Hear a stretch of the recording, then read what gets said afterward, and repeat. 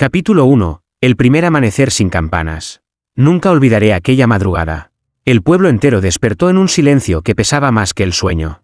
Las campanas de la iglesia, que siempre anunciaban el inicio del día, permanecieron mudas. En su lugar, una sombra gigantesca se extendía sobre las casas, los campos y hasta el río, como si el cielo hubiese decidido cubrirnos con un velo de sentencia. Al principio pensamos que era una nube, pero no había nubes en el horizonte. El aire estaba limpio, casi demasiado limpio, como si alguien hubiera barrido el firmamento para que nada interrumpiera esa silueta. La sombra no se movía con el viento ni cambiaba con el paso de las horas, estaba viva y, sin embargo, fija, como un ojo que no pestañea. Los niños fueron los primeros en llorar. Señalaban el campanario, donde una figura alta, desproporcionada, parecía proyectarse desde ninguna parte. No era de carne ni de piedra, sino de algo más denso, oscuridad que respiraba. Y aunque nadie escuchaba sonido alguno, todos sentimos un murmullo en el pecho, como si la sombra susurrara dentro de nosotros. El sacerdote salió con su sotana desabrochada, temblando más de lo que quería mostrar. Levantó la mano para hacer la señal de la cruz, pero el gesto quedó suspendido, roto a medio camino. Sus labios se movían, pero no salía palabra. Entonces entendimos que el silencio de las campanas no era casual, el mismo Dios había callado su voz. Algunos corrieron hacia el río, creyendo que el agua podría reflejar lo que el cielo ocultaba.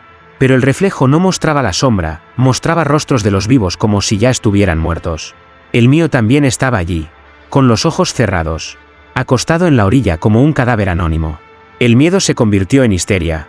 Madres arrastraban a sus hijos, hombres golpeaban puertas buscando refugio. Y sin embargo ningún rincón parecía seguro, porque la sombra no estaba afuera, estaba en cada uno de nosotros. Recuerdo que una anciana, con voz quebrada, gritó lo que nadie se atrevía a pronunciar: «El juicio ha comenzado antes del amanecer». La frase cayó como un martillo invisible. Nadie volvió a hablar después de eso. Nos quedamos paralizados, mirando cómo la sombra seguía extendiéndose sobre el pueblo, más gruesa, más pesada, como si quisiera hundirnos en la tierra. Y yo, que ahora cuento esta historia, sé que no fue un simple presagio. Fue la primera campanada sin sonido, el aviso de que cada uno de nuestros pecados había sido anotado. La campana cayó porque ya no hacía falta despertar a los dormidos, el verdadero despertar había llegado. Capítulo 2. La profecía en la piedra olvidada. Cuando la sombra cayó sobre el pueblo, muchos buscaron respuestas en las paredes de la iglesia, como si las piedras pudieran devolvernos la voz de Dios que había callado. Fue allí donde descubrimos la inscripción olvidada, oculta bajo capas de polvo y cera seca, en la base del altar principal. Yo mismo vi como un niño, al tropezar con un cirio caído, golpeó el mármol y dejó al descubierto las letras talladas. No eran recientes, no eran humanas, eran surcos profundos, grabados con una precisión que ningún cincel podría lograr. La anciana que gritó en la plaza se arrodilló y leyó con un temblor en los labios: «Cuando la sombra se proyecte antes del amanecer, el juicio comenzará y nadie escapará del nombre que lo llama». Un silencio más terrible que el de la campana descendió sobre nosotros. Todos comprendimos lo mismo: la sombra no había venido a visitarnos, sino a reclamarnos. El sacerdote intentó negar lo que veíamos. Con la frente bañada en sudor, dijo que no era más que una vieja leyenda mal interpretada, un juego de sombras y miedo. Pero cuando quiso borrar con las manos las letras, la piedra lo rechazó. Lo vi con mis propios ojos, la carne de sus dedos se abrió como si hubiera tocado hierro ardiente. Gritó, pero su voz volvió a desaparecer, devorada por el aire. Esa misma noche nadie durmió. Nos reunimos frente a la iglesia, bajo el resplandor débil de las velas, discutiendo qué significaba la profecía. Algunos creían que era un aviso para arrepentirse, otros, que era la sentencia final escrita mucho antes de nuestro nacimiento. Yo, en cambio, sentí algo más oscuro. No era una advertencia, sino un acta, un documento sellado que simplemente había llegado el día de cumplirse. Al mirar de nuevo la piedra, noté algo que nadie quiso ver: las letras brillaban con un resplandor rojo, como si sangraran desde adentro. Cada palabra latía al ritmo de un corazón invisible, y con cada pulso, la sombra en el cielo parecía engordar, alimentada por nuestra desesperación. La anciana levantó su voz quebrada por última vez: «No es la primera vez que esto ocurre. Hace 50 años, la sombra ya se proyectó. Yo sobreviví, pero el precio aún me persigue». Nadie se atrevió a preguntarle más. El amanecer se acercaba y con él, la certeza de que la profecía apenas había abierto la primera página de nuestro juicio. Capítulo 3. Los ojos que no podían cerrar. Las noches siguientes fueron las más largas que recuerdo. Nadie en el pueblo logró dormir. No porque no lo intentáramos, sino porque cada vez que cerrábamos los ojos, la sombra se proyectaba dentro de nosotros. Era como si los párpados fueran un velo inútil, detrás de ellos. En la oscuridad, la figura permanecía intacta, más nítida que nunca. Algunos veían un rostro deformado, otros un cuerpo desmesurado que se extendía como raíces en el vacío. Yo vi algo peor, mi propio reflejo, multiplicado al infinito, juzgándome en silencio. Los niños comenzaron a gritar en mitad de la madrugada. No eran simples pesadillas, pronunciaban nombres. Nombres de vecinos, de parientes, de nosotros mismos, como si estuvieran leyendo una lista invisible. Cada vez que un nombre resonaba en su boca, la persona nombrada se estremecía y su respiración se volvía pesada, como si una cuerda invisible le apretara el cuello. Pronto entendimos que no se trataba de sueños, sino de revelaciones. Los pequeños eran obligados a ver aquello que los adultos no soportábamos, la escritura secreta del juicio. Y lo peor era que no podían callar. Sus bocas, frágiles y temblorosas, eran instrumentos de una voz ajena, una voz que no perdonaba. Al amanecer, los padres trataban de negar lo ocurrido, pero sus ojos delataban el terror. Una madre me confesó que su hija había gritado el nombre de su esposo, y al día siguiente, él amaneció con los labios morados, como si hubiera estado ahogándose toda la noche. El sacerdote, desesperado, nos reunió en la iglesia para rezar, pero la sombra estaba allí también, flotando sobre nuestras cabezas, tan densa que las velas apenas lograban encenderse. Y mientras intentábamos repetir oraciones, los niños se retorcían en los bancos, con los ojos abiertos de par en par, obligados a mirar algo que ninguno de nosotros podía ver. Yo no sé si fue cobardía o instinto, pero decidí no dormir más. Preferí enfrentar el insomnio antes que arriesgarme a encontrarme de nuevo con ese reflejo que me miraba como juez. Lo irónico era que el insomnio tampoco traía alivio. En la vigilia, uno sentía que la sombra estaba justo detrás, esperando el pestañeo más breve para entrar. Esa tercera noche descubrimos la verdad más cruel: el juicio no se cumpliría al final de nuestros días, como siempre nos habían enseñado. No, el juicio ya había comenzado, y lo hacía a través de los ojos que nunca podían cerrarse. Capítulo 4. El sacerdote que perdió la voz. El cuarto día, cuando la sombra ya no era presagio sino presencia, el padre Anselmo reunió al pueblo en la iglesia. Sus ojos hundidos mostraban más miedo que fe, pero aún intentaba sostener la apariencia de pastor frente a un rebaño al borde del abismo. Se arrodilló frente al altar y levantó la cruz de hierro con las dos manos. La levantó tan alto que parecía querer partir la sombra que se cernía sobre nosotros. Yo estaba allí. Lo vi con claridad. Abrió la boca para pronunciar las palabras del exorcismo, y nada salió. Ni un murmullo, ni un respiro. Sus labios se movían con desesperación, como si las frases de poder estuvieran atrapadas en su garganta. Todos los fieles contuvimos la respiración, esperando escuchar un eco de Dios, pero lo único que oímos fue el silencio más absoluto. Un vacío que nos apretaba los tímpanos hasta doler. La anciana que había leído la profecía se levantó entre los bancos y gritó: «Ya no puede hablar. La sombra ha tomado la voz que antes pertenecía a Dios». Algunos comenzaron a llorar, otros a rezar más fuerte, intentando llenar el vacío con súplicas. Pero era inútil, cada palabra humana se deshacía en el aire, como si la sombra la devorara antes de alcanzar el techo de la iglesia. El padre Anselmo, desesperado, se golpeó el pecho con fuerza, pidiendo a señas que alguien trajera agua bendita. Un monaguillo corrió hasta la pila, pero el agua estaba turbia, oscura, y al tocarla, el muchacho gritó de dolor. Se había quemado la piel. El sacerdote se desplomó de rodillas, todavía moviendo los labios, todavía intentando gritar una oración que ya no podía existir. Lo rodeamos. Y fue entonces cuando lo entendí: la sombra no quería destruirlo, quería despojarlo. Le había robado el don más sagrado, la voz, para mostrar que ni siquiera la palabra divina podía detenerla. Esa noche, el pueblo comprendió que estaba huérfano. No había campanas, no había plegarias, no había voz sacerdotal que nos protegiera. Solo quedaba el murmullo mudo de la sombra, que resonaba en nuestros corazones como una sentencia inapelable. Y yo supe, con una certeza que aún me hiela la sangre, que el verdadero juicio no vendría con espadas ni fuego, sino con el silencio absoluto de Dios. Capítulo 5. El juicio de los inocentes. La quinta madrugada llegó sin campanas, sin pájaros y sin sol. El aire estaba tan pesado que parecía hundirnos en un silencio líquido.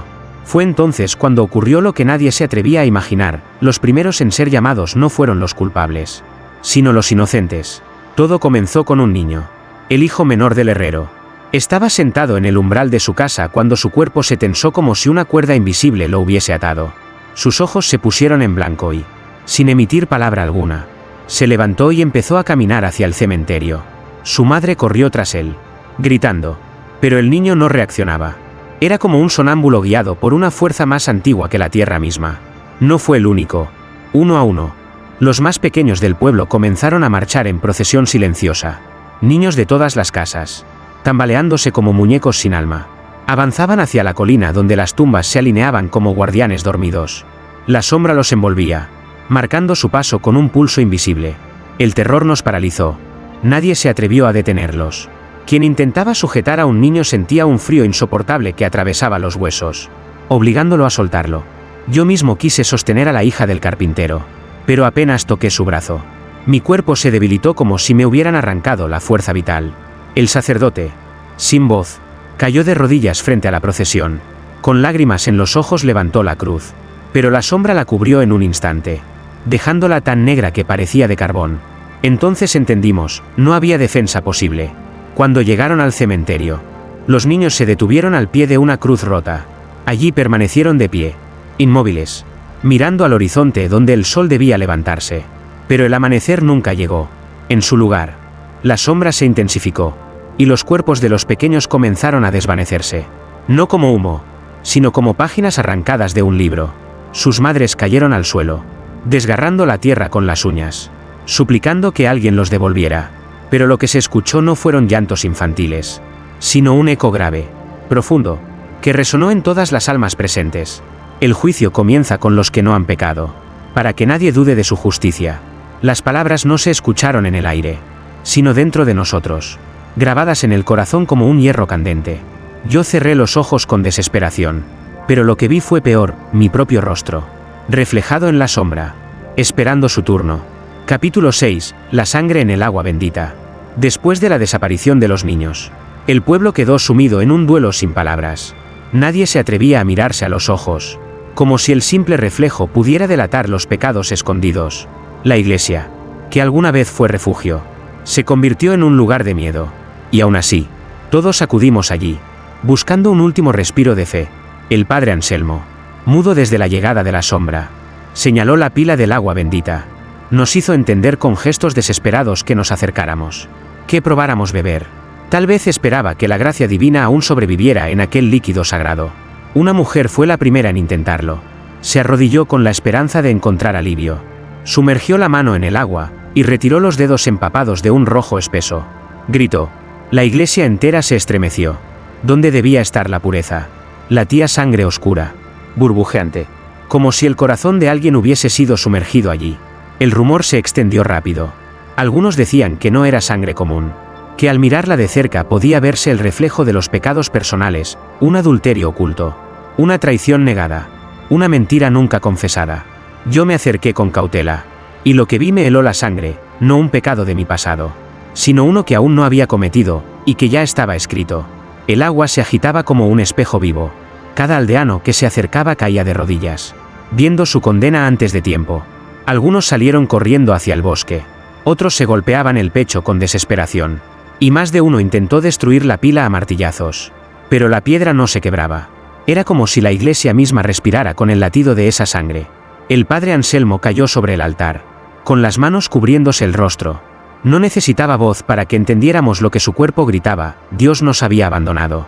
Fue entonces cuando la anciana, siempre la primera en pronunciar lo innombrable, dijo con un hilo de voz: no es agua bendita, es el precio de nuestras oraciones. Cada súplica maldita alimenta a la sombra, y la sangre es la prueba de ello. Las velas se apagaron solas. La penumbra se cerró como un ataúd sobre nosotros. Y en el centro de la iglesia, la pila seguía latiendo. Yo comprendí, con un escalofrío en la nuca, que la fe que nos había sostenido se estaba pudriendo desde dentro, y que cada vez que intentábamos rezar, no hablábamos con Dios, hablábamos con el juicio que ya nos esperaba. Capítulo 7. El ángel que lloraba cenizas. Creímos que nada podía sorprendernos después de ver a los niños desvanecerse y al agua bendita transformarse en sangre. Pero aquella noche, la sombra nos mostró que aún podía desgarrar lo poco que quedaba de nuestra fe. Fue poco antes de la medianoche, cuando el cielo estaba tan negro que parecía haberse tragado las estrellas. Un murmullo recorrió el pueblo, alguien había visto movimiento en la torre de la iglesia. Subimos con temor. Como si ascender fuese acercarnos al mismo corazón de la condena. Allí, recortada contra el cielo, apareció una figura alada. No brillaba como los ángeles de las estampas sagradas. No irradiaba luz ni paz. Sus alas estaban hechas de un polvo gris que se desmoronaba al rozar el viento. Y de sus ojos caían lágrimas que no eran de agua, eran cenizas ardientes. Las cenizas descendían lentamente, como copos de nieve oscura, y cada vez que tocaban a alguien, dejaban marcas en la piel, cicatrices que ardían como fuego antiguo. Un niño gritó cuando las partículas le rozaron el rostro, al limpiarlas.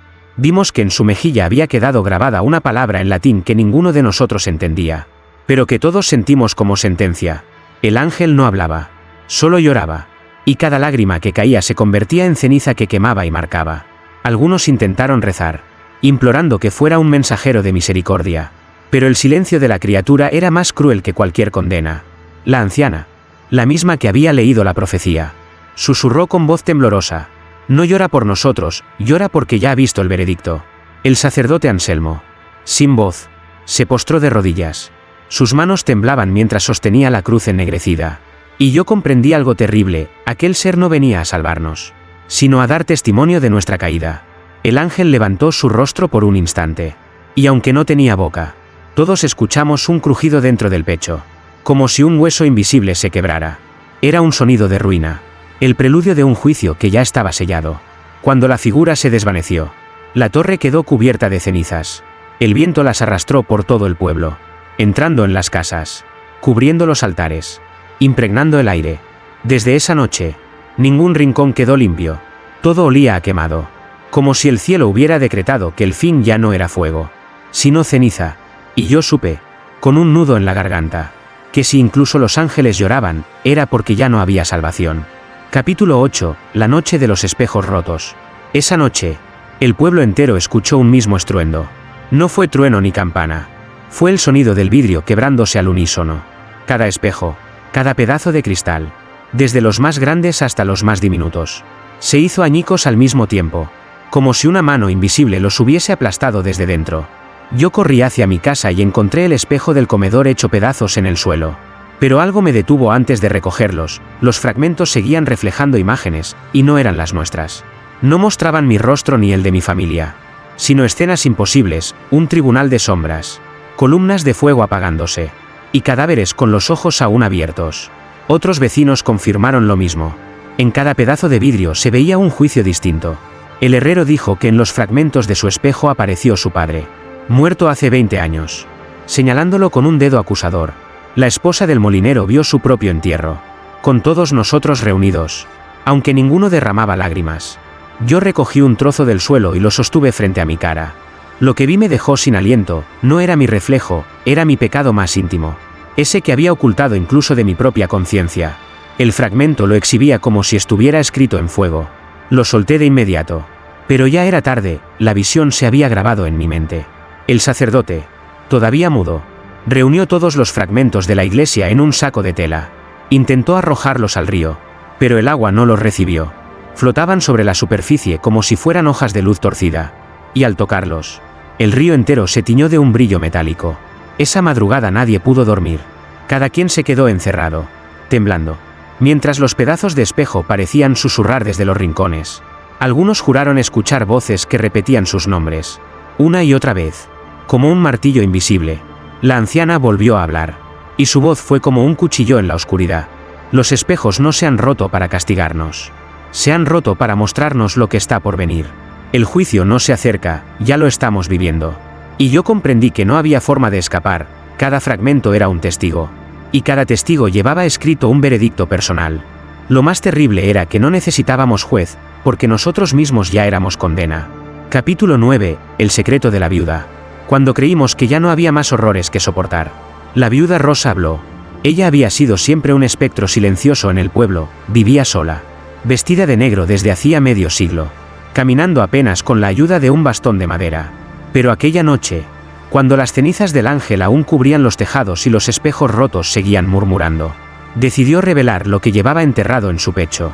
Nos reunió en la plaza, frente a la iglesia, Nadie se atrevió a interrumpirla.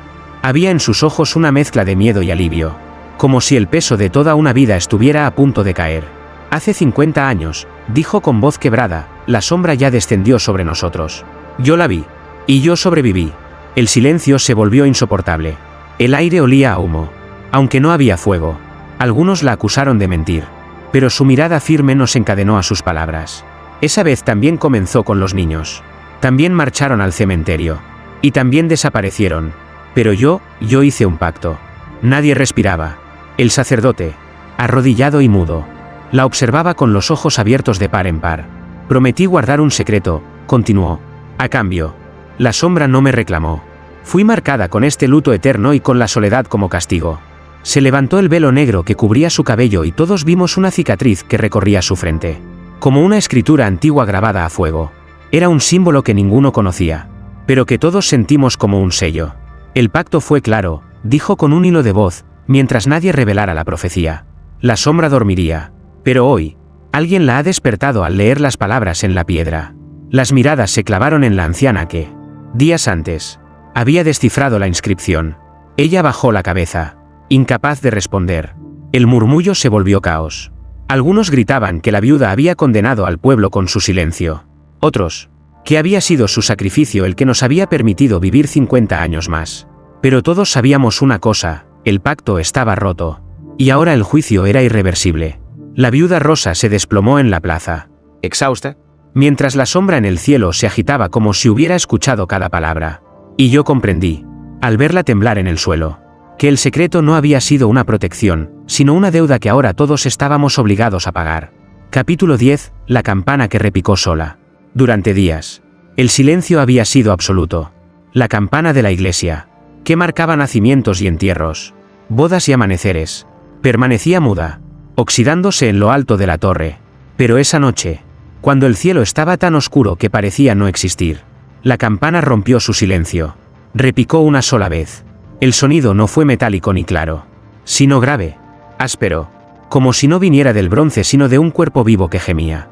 El eco atravesó cada calle del pueblo y se coló en nuestros huesos como un cuchillo. Al mismo tiempo, un alarido se escuchó en la plaza. Era el herrero, un hombre fuerte como pocos, desplomándose con las manos en el pecho. Su corazón había dejado de latir en el instante exacto del tañido. Nadie pudo reanimarlo. Entonces comprendimos el precio, cada campanada sería una sentencia.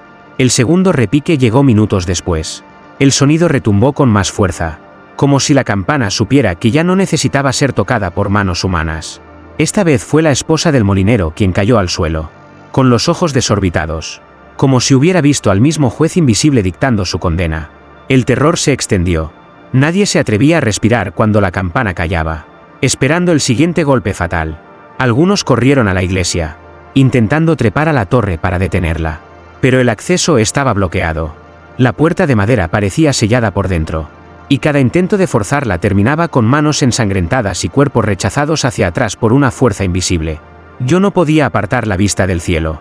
La sombra se agitaba, cada vez más densa, como si disfrutara del eco de las muertes.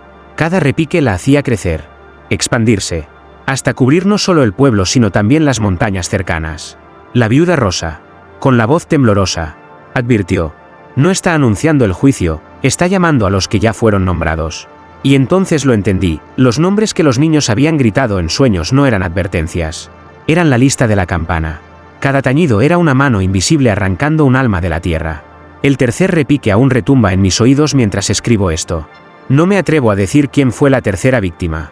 Solo recuerdo la mirada de todos al girarse hacia mí, y el terror de saber que quizá mi nombre estaba más cerca de sonar de lo que jamás hubiera creído. Capítulo 11, el amanecer que nunca llegó.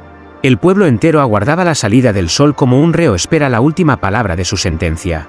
Después de tantas noches de sombras, campanadas y condenas, nos aferrábamos a la esperanza de que el amanecer trajera un respiro, aunque fuera breve.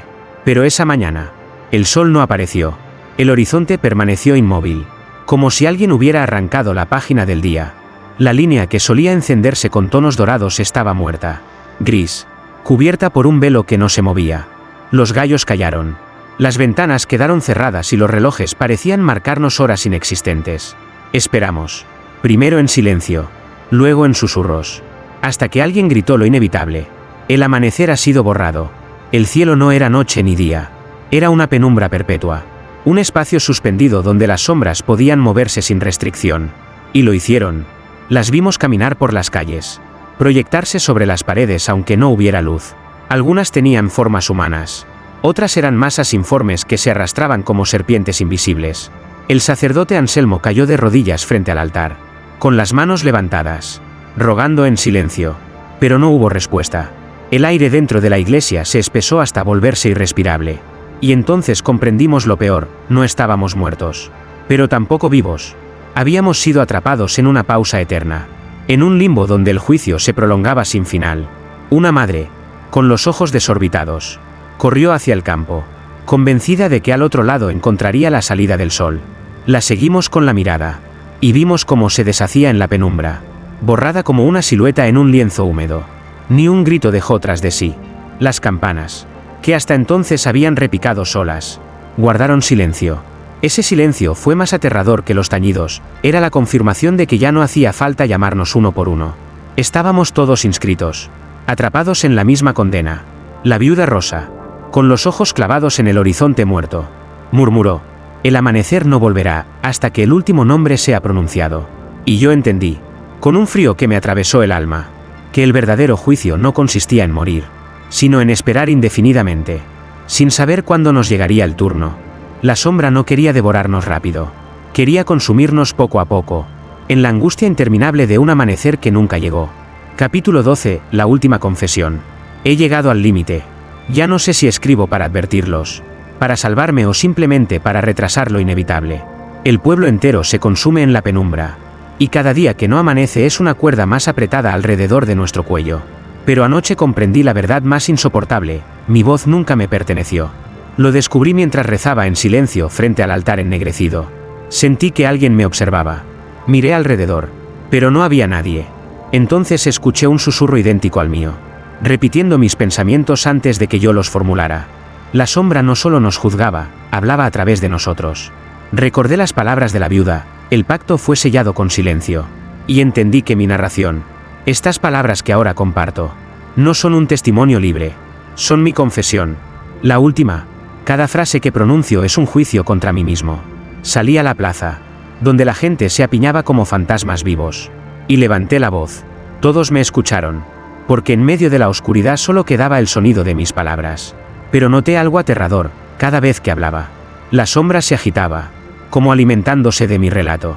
Con cada sílaba, crecía, extendiéndose más allá de las montañas, más allá del horizonte muerto.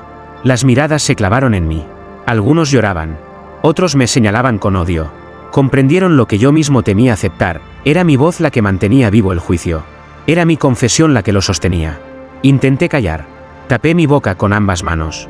Pero las palabras no se detuvieron. Brotaban desde dentro. Desde un pozo oscuro que no era mío. Cada oración era una sentencia. Y cada sentencia me encadenaba más a la sombra.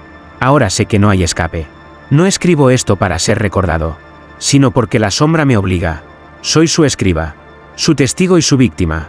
Y cuando mi voz finalmente se quiebre, cuando el último aliento se mezcle con estas palabras, el juicio estará completo. Si alguien lee estas líneas, sabrá que no fue Dios quien me escuchó, sino el eco de un silencio disfrazado de fe.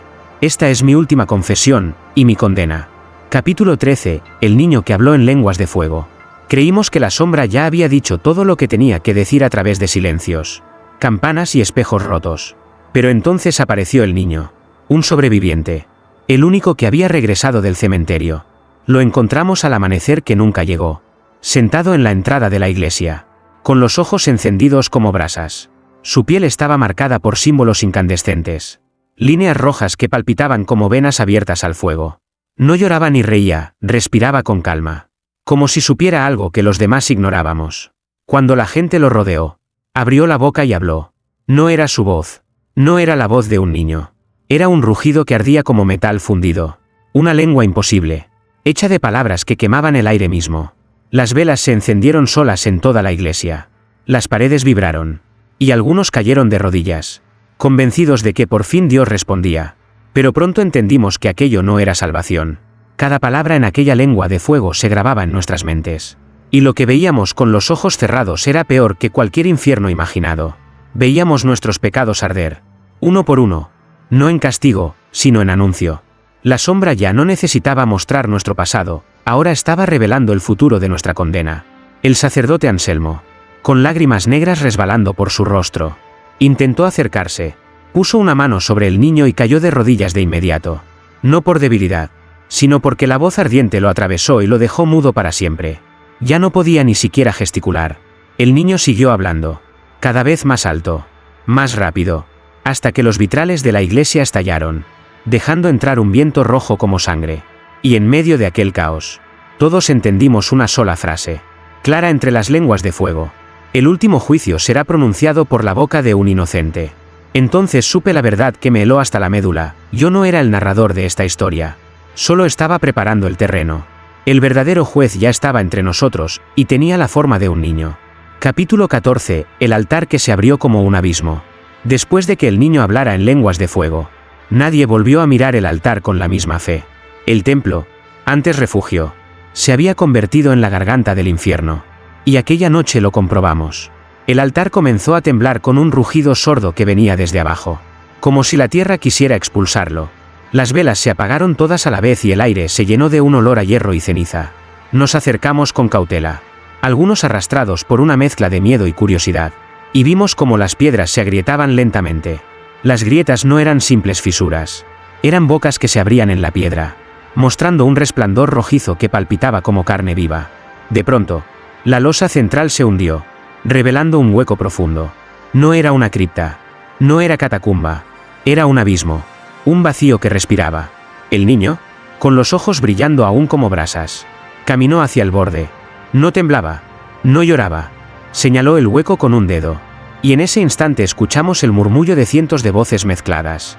Voces que conocíamos, los niños desaparecidos, los muertos recientes, los que habían sido nombrados por la campana.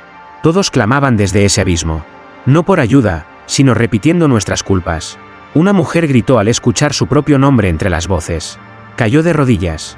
Y en un segundo, la grieta se extendió bajo ella. La tierra la tragó sin dejar rastro. Nadie se atrevió a mover un músculo después de aquello. El sacerdote, roto y mudo, intentó levantar la cruz ennegrecida. Pero la cruz misma se partió en dos, como si rechazara ser símbolo de salvación. Sus fragmentos cayeron al abismo y fueron engullidos por las sombras. Yo me acerqué lo suficiente para mirar dentro. Lo que vi me persigue todavía, no fuego, no demonios, sino un tribunal infinito, con miles de ojos observando desde la oscuridad, esperando la confesión de cada uno. Comprendí entonces que no había infierno bajo la tierra, sino dentro de nosotros. El altar solo había abierto la puerta para que lo viéramos con claridad. La viuda Rosa, con voz apagada, murmuró: el juicio no descenderá del cielo, subirá desde dentro de nuestras entrañas. Y yo supe que cada palabra escrita en esta historia era una piedra más cayendo en ese abismo, hasta que finalmente nos arrastrara a todos. Capítulo 15. El nombre escrito en la sombra. Creí que nada podía sorprenderme después de ver el altar abierto como un abismo. Pero esa última madrugada lo cambió todo.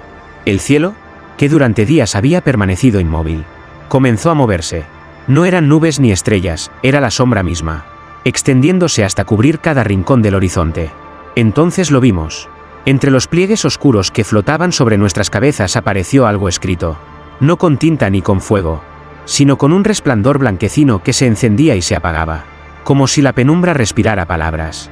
Era un nombre, al principio borroso, luego cada vez más claro, hasta que todos lo leímos con horror: mi nombre.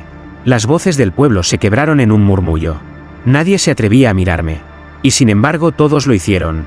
Sentí como el frío de sus miradas me atravesaba, como si ya no fuera uno de ellos, sino el condenado que debía ofrecerse.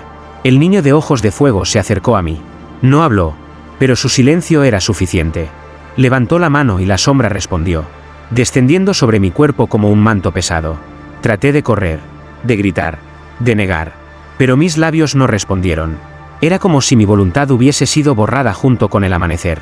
Viuda Rosa, con lágrimas corriendo por su rostro arrugado, murmuró: el juicio siempre necesitó un narrador, y ahora el narrador ha sido juzgado. Comprendí en ese instante lo inevitable, cada palabra que había contado, cada línea escrita, había sido parte de la acusación contra mí. Yo no era testigo, nunca lo fui, Era el acusado. Y mis relatos eran la confesión que la sombra exigía. El cielo entero vibró cuando mi nombre se extinguió de la sombra, borrado como tiza en una pizarra. Al mismo tiempo, sentí que mi cuerpo se deshacía en 1.000.000 de fragmentos, como los espejos rotos que nos habían mostrado nuestro destino. No había dolor, solo una certeza brutal: el juicio se había cumplido. Lo último que vi antes de desaparecer fue el rostro del niño. Sus labios se movieron por primera vez, y con un susurro que ardía como fuego dijo: el juicio nunca termina, solo cambia de nombre. Y la penumbra se cerró sobre mí, mientras el pueblo quedaba atrapado en un amanecer que jamás volvería. Epílogo: el eco que quedó en la penumbra. El pueblo ya no existe en los mapas. Las casas se derrumbaron sin fuego ni terremoto, como si hubieran sido borradas de un libro que alguien decidió reescribir. Sin embargo, yo sé que aún sigue allí, atrapado en un amanecer que nunca llega. La sombra permanece suspendida sobre ese lugar maldito, quieta como una cicatriz en el cielo. Quien se atreve a acercarse dice que escucha campanas que no repican, voces que no tienen boca, y nombres que jamás había oído, como si fueran llamados a un juicio invisible. Algunos viajeros aseguran haber visto a un niño sentado en la entrada de una iglesia en ruinas. Sus ojos todavía arden como brasas, y sus labios se mueven en silencio, pronunciando palabras que el viento lleva a todas partes. No importa de dónde vengas ni quién seas, si escuchas su voz, tu nombre se escribirá en la sombra, y allí está la condena eterna. No necesitas haber pecado para ser juzgado, basta con existir. Lo más terrible es esto: mientras escribo, mientras mi voz se mezcla con el eco de aquella penumbra, siento que la sombra ya conoce tu nombre también, porque el juicio no terminó conmigo, ni con ellos, ni con el pueblo. El juicio comenzó contigo.